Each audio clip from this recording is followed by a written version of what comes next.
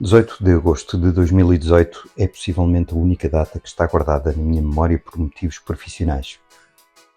Foi esse o dia que senti que não tinha de provar nada a ninguém a não ser a mim mesmo, pois foi o primeiro dia do resto da minha vida. Um grande obrigado, Sérgio Godinho, pela frase emblemática. Foi nessa data que comecei oficialmente a ser um profissional independente, entenda-se, sem vínculo profissional a uma estrutura. Tenho de fazer aqui um rewind, pois não foi a primeira vez que estive nesta situação. Desde que comecei a trabalhar na área do design e da publicidade em 1997, desempenhei algumas funções diferentes. Comecei como aplicador de vinil num trabalho de verão, depois tive um estágio desastroso numa agência de publicidade, trabalhei uns anos a melhorar a minha vertente mais técnica, primeiro como pré-impressor, depois como paginador e arte finalista, até que finalmente lá me estabeleci como designer gráfico. Fui fazendo uns trabalhos pontuais como freelancer e nunca estive muito tempo no mesmo sítio porque sempre gostei de mudança e não há mudança como a que quando mudamos de empresa. Isso e ter filhos, claro. Fast forward para dezembro de 2004. Fui despedido de uma agência que estava com problemas financeiros. Nessa altura tinha alguns freelas em curso, por isso decidi arriscar, e entre trabalho por uma outra agência e esses meus projetos consegui aguentar cerca de 6 meses a trabalhar por conta própria a partir de casa, e esta sim foi a minha primeira experiência como designer freelancer a full time. Olhando agora à distância, não tinha nem a experiência nem a maturidade para fazer o que fiz, tanto que quando a curva apontou num sentido descendente, rapidamente voltei ao mercado de trabalho. Felizmente nunca tive grandes dificuldades a arranjar um lugar numa empresa. Eram sem dúvida outros tempos. E ainda bem que aconteceu, pois a agência que me acolheu acabou por ser o sítio onde estive mais tempo. Tenho preferido não fazer referências diretas no podcast, mas desta vez vai ter de ser, porque a Bates Design apareceu num momento de grande turbulência pessoal, com um divórcio em curso, e acabou por ser o meu porto de abrigo durante os 9 ou 10 anos seguintes, onde fiz grandes amizades, que ainda hoje mantenho, onde aprendi uma percentagem enorme daquilo que eu sei. A minha estabilidade profissional não se deixou abalar com as constantes mudanças no mercado, pois a Bates Design passou a Bates DNA, depois fundiu-se com a Red Cell e passou a chamar-se DNA Red Cell, depois veio a fusão com a Young & Rubicam e passou a ser a DNA Young & Rubicam, e assim foi até eu sair em 2014 para outro lugar, desta vez um pouco mais acima na cadeia alimentar. Mas nunca deixei de ter aquela pulguita atrás da orelha que me dizia que tudo o que estava a fazer era o plano B e não o plano A.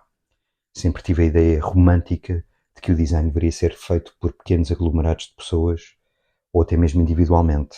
Isto é, estúdios de design à semelhança dos pequenos ateliês de arquitetura, ou então design de autor.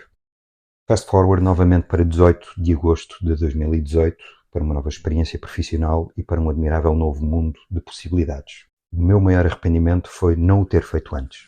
Os primeiros meses foram muito estranhos, tinha um enorme sentimento de culpa quando não estava em frente ao computador, mesmo que não estivesse a trabalhar. Foram 21 anos de, mais ou menos, as mesmas rotinas. A minha mente e corpo estavam moldados a este tipo de vida e forma de pensar. Em janeiro de 2019 fundei o meu estúdio de design de uma só pessoa e fiz-me a tudo o que se mexesse. Desculpem a expressão, estou obviamente a falar de trabalho. Comi relva durante esse ano. Inscrevi-me num grupo de networking que tinha reuniões uma vez por semana às 6h30 da manhã. Fiz milhares de quilómetros para reuniões que não deram em nada e muitos outros milhares de quilómetros para reuniões que me deram a base do que tenho agora. Arranjei clientes diretos que me permitiram não ter de trabalhar como freelancer para agências e se tiver de dar um bom conselho será este. Não trabalhem como freelancer para agências. Trabalhem com clientes diretos. 2019 dificilmente seria um ano mais concorrido porque os dias só têm 24 horas. E tudo apontava para que 2020 fosse uma continuação da reta final de 2019, com um primeiro trimestre em crescimento a olhos vistos, e de repente toma lá o Covid. Passei de 25 clientes para apenas 2. Depois apareceu um terceiro cliente em plena pandemia, e o trabalho e faturação que tive durante esse ano foi cerca de 90% da faturação do ano anterior. Alguma coisa está errada, pensei. Como é possível neste ano faturar quase o mesmo que no ano passado com apenas 3 clientes? 2019 fez-me sair da minha zona de conforto, é verdade, e na minha cabeça o que fazia sentido era ter muito trabalho para poder faturar muito. 2020 e 2021 provaram-me que é possível faturar muito com poucos clientes, porque a atenção e serviço a cliente é maior. porque deixei de pensar em trabalhos ou tarefas e comecei a pensar em projetos. Porque deixei de ser o designer que desenha logotipos e folhetos e passei a ser o designer que desenha soluções completas de branding. Trabalhar melhor em vez de trabalhar mais. Esta mudança de atitude fez toda a diferença. A ressaca da pandemia foi tão grande que os meus 3 clientes e mais uma mão cheia de projetos one-shot pelo meio fizeram de 2020 o meu melhor ano até à data. E 2023 está a trazer-me novos desafios, que já tinha pensado em implementar anteriormente, uns mais pessoais, outros complementares à profissão. Mas construir um projeto raiz, criar uma estabilidade financeira, que é algo que parece que nunca conseguimos atingir. Isso e uma pandemia mundial, uma operação especial militar e uma inflação sem precedentes têm sido as barreiras nesta competição constante que é a vida do freelancer em Portugal. Não quero parecer que me estou a queixar, não quero queixar-me, não me vou queixar. O balanço destes 5 anos é mais do que positivo. A minha vontade tem-se renovado constantemente. Preciso recuar uns 15 anos ou mais para encontrar níveis de entusiasmo semelhantes.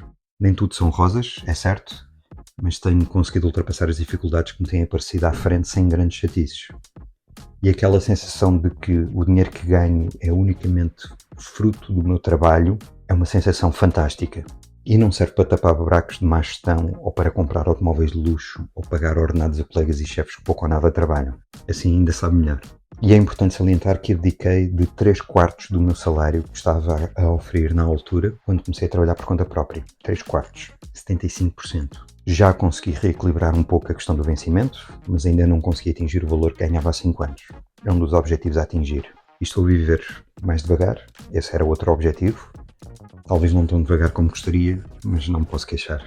E às vezes fraquejo, vou sondar o mercado, ver o que se pede e o que se oferece nos dias de hoje e rapidamente em flashbacks do que era a minha vida anterior, fico full por um mercado português ser uma sombra de mercados como o americano ou o inglês. Lá fora responde-se a anúncios de emprego com a noção do que se vai ganhar. Cá continua a pedir-se mundos e fundos em troca de remuneração consoante a experiência demonstrada. E adivinhem, nunca temos a experiência necessária ou então temos experiência a mais. A nível de clientes, já o referi em episódios anteriores, tem de ser bom para ambas as partes. Eu tenho de ser feliz a trabalhar, tenho de ganhar o valor justo pelo meu trabalho e tenho de respeitar-me enquanto profissional e ser humano. Em contrapartida, eu respeito os meus clientes, ouço as suas dores e faço o meu trabalho o melhor que consigo e no fim pergunto se o cliente está satisfeito com o meu trabalho. Dar e receber. Quem se contentar com menos não está numa relação profissional muito saudável. Estamos a chegar ao fim do 6º episódio e o design gráfico em português vai fazer uma pausa para férias porque também merece. Lá para meados de setembro volta à carga e de energias renovadas. Se gostas do conteúdo, subscreve o podcast e faz like. Encontras este podcast no Spotify, Apple Podcasts e no YouTube. Podes partilhar este conteúdo nas tuas redes e fazer crescer a nossa comunidade. Obrigado por chegares até ao fim deste episódio e até ao próximo.